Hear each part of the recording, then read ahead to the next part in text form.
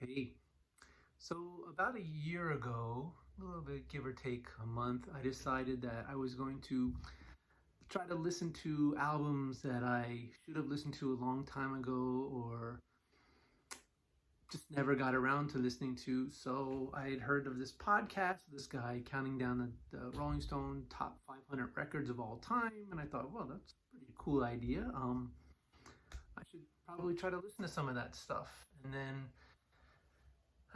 so yeah, 2020 rolled around and started listening to records, a bunch of records, and then I started asking friends for suggestions, and it ended up being, because of 2020, I had a lot of time on my hands listening to some records, so I ended up listening to 349 new records that I had never listened to before, or that I should have listened to. So yeah, it was pretty fun. I listened to, man, God, so many records.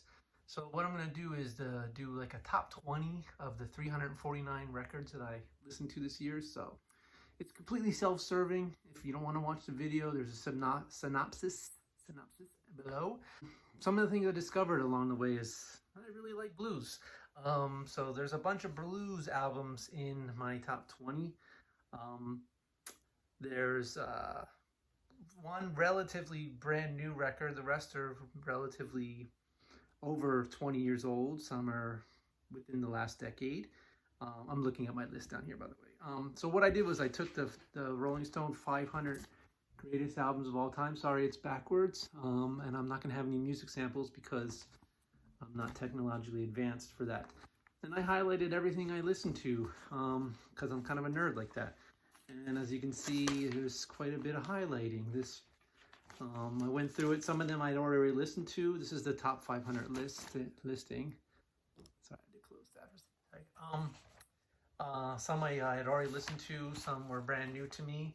Some I skipped over because I couldn't find them online, or I just didn't want to listen to them because I realized I didn't want to listen to them. As I'm getting deeper in the top 50s, I haven't gotten that far yet. So I got to pretty good amount on this list. I listened to 206 of the 500 greatest records of all time for the first time in my life this year. What did I discover? Yeah, like I said, I like a lot of blues because there's a lot of blues on there. My top 20 is about split between stuff from the top 500 and stuff from friends' suggestion. Couple things I really learned is I don't like Bob Dylan.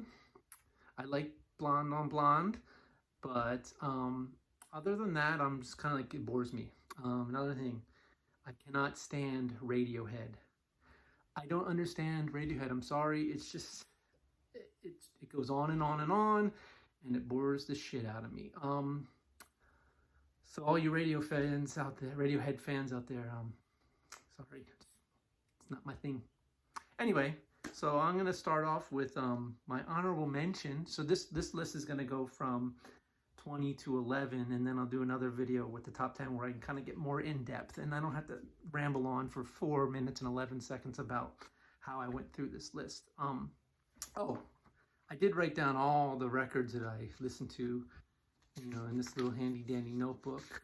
The highlighted ones are the ones that really stood out to me. You can pause and maybe read my writing. I don't know, but there's a lot. So it's just a lot. I spent a lot of time writing shit down. Yeah, so anyway. So you can see, I wrote a lot of stuff. And in the end, 349. My biggest month was, I believe, April. I listened to a lot of records in April because I was home, as a lot of us were. We're not doing anything and not going at 44 records in April. Wow. So, like I said, I'm not technologically advanced, so what I'm going to do is, as I talk about the record, I'm just going to show you a picture of the cover of the record, because that's about the extent of my technological advancement. I'll also do a story with like the records and all that, and maybe a snippet of a song, but we'll figure this out. So anyway, without further ado, here is our list. Coming in an honorable mention is Nick Lowe with the Jesus of Cool.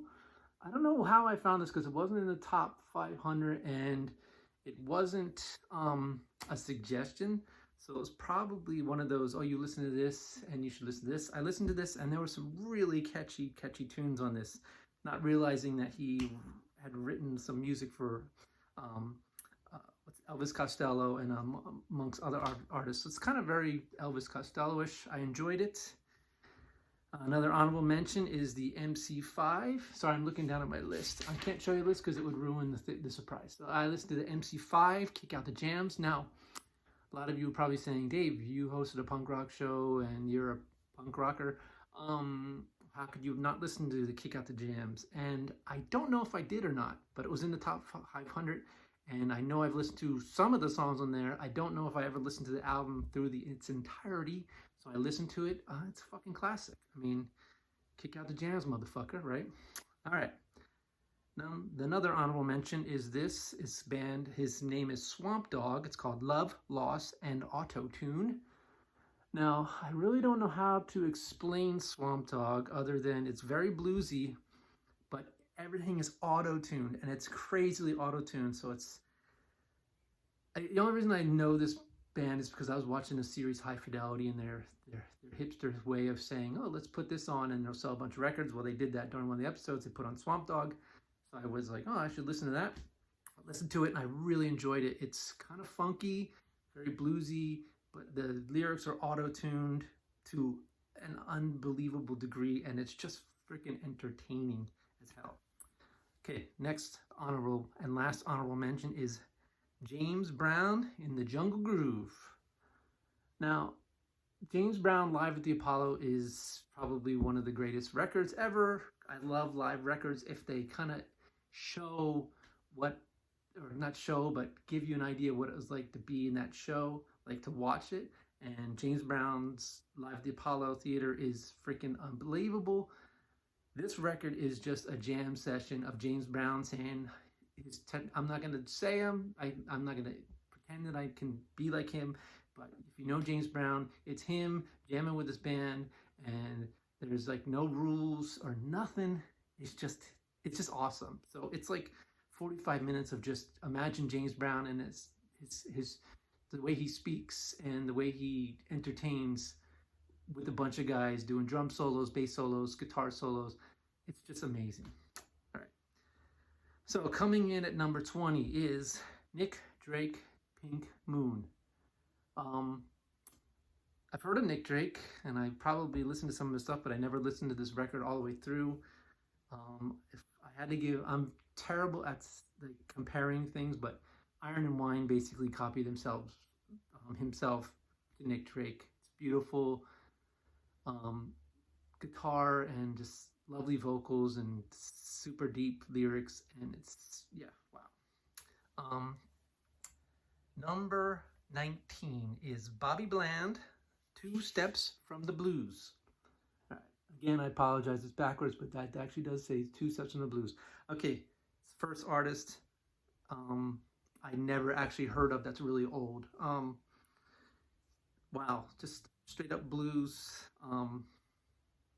Yeah, it's this blues, beautiful guitar, like B.B. King, like solos, awesome lyrics. It's the blues. You can't go wrong with the blues usually, and this is definitely, you can't go wrong with this. Number 18 is Willie Nelson, Stardust. There's something beautiful about the fact that Willie Nelson is not a good singer, but he sings in this, and it's beautiful. He just tells a story with this record. I know it's a lot of covers.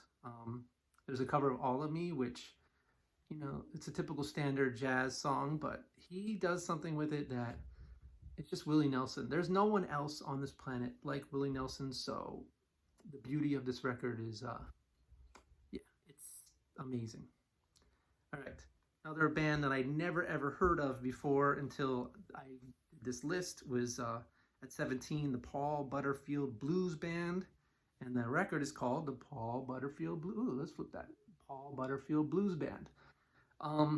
Chicago blues, straight up, with a ton of harmonica, and yeah, it's freaking good. And blues harmonica, if you know anything about it, it's done correctly. It's, yeah. All right, number 16. Hey, what a surprise. another blues album. Albert King, Born Under the Bad Sign.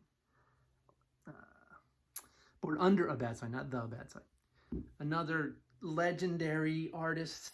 I mean, we've all heard of Albert King, I hope, if you know blues. If you haven't, then this is kind of like one of the people you need to like listen to at first. Just kind of dip your toes in the blues pool, and then it just take you further and further along.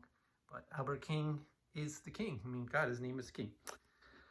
Number 15. This one is a bit of a surprise because I didn't really think I would like it, but it's a band called The Midnight, and the record is The Days of Thunder, which is a great movie with Tom Cruise about NASCAR.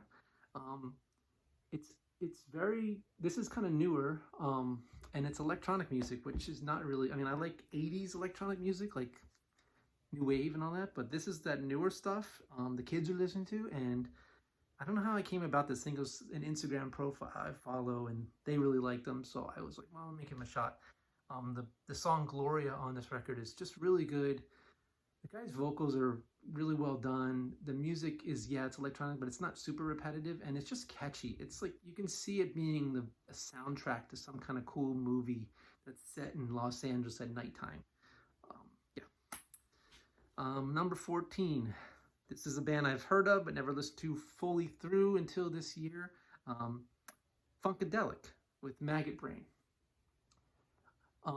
If this was video was about first tracks on an album, to begin an album, yeah, this record would be hands down. The first track is just, it's 10 minutes of gloriousness. Funkadelic is awesome, so talented, and yeah, I'm impressed. I started listening to more Funkadelic, so more Funkadelic could have made this list, but since this was the first one I listened to, it's what I went with. Anyway. Okay, number 13. This is a suggestion from a friend. I've heard of this band a bunch of times. They were around the time of all the 80s bands that I really enjoyed, the new wave English bands. This is the Housemartins with London 0, Hull 4, or London nil, if we're in England, Hull 4, which is a reference to, I'm gonna guess soccer, but I mean, could be, I don't know, anything else that's very British. The Housemartins, this is a great record if you're into bands like Haircut 100 or Orange Juice or Crowded House, like that Englishy, new wavy. I mean, I could go on and on. Kind of jangly like the Smiths a little bit. Not as intricate as guitar as the Smiths are, but yeah, it's stellar. And this was a suggestion from a friend. It's the first one on the list from a suggestion from a friend. Thank you, friend. You know who you are who suggested this. You are awesome. And yeah, all right. Number 12. This is a band that, God, I'm going to say like 82, 83, I was super into because they were rock and roll. It's ZZ Top, Tres Hombres. Now this record is not the one that I ever listened to, obviously, because it's on my list. I only listened to the record with Sharp Dressed Men. I had the LP. It was very popular. They had their spinning fuzzy guitars. This record is way more stripped down than that. It's earlier in their catalog. It's just blues. It's rock and roll blues. I mean, guitar. Yeah. What can you say? I mean, just, yeah, it's so good. I mean, yeah, it's really good. Just listen to it, please. And the last record in this video is by a band called Beach Bunny, and the record is Honeymoon. Okay, so this is the newest record, I believe, on this list. I didn't do a lot of research, like when everything was released, but this was suggested by a friend too. Surprised my daughter likes this too, so wow. Okay. It's just really good, new wavy, yeah, kind of thermalsy, jangly, female-led indie rock. It's really, really good. It's entertaining. Her voice is beautiful. The record just carries itself so well. That is my top, of my top 20, my top 20 through 11 records of 2020.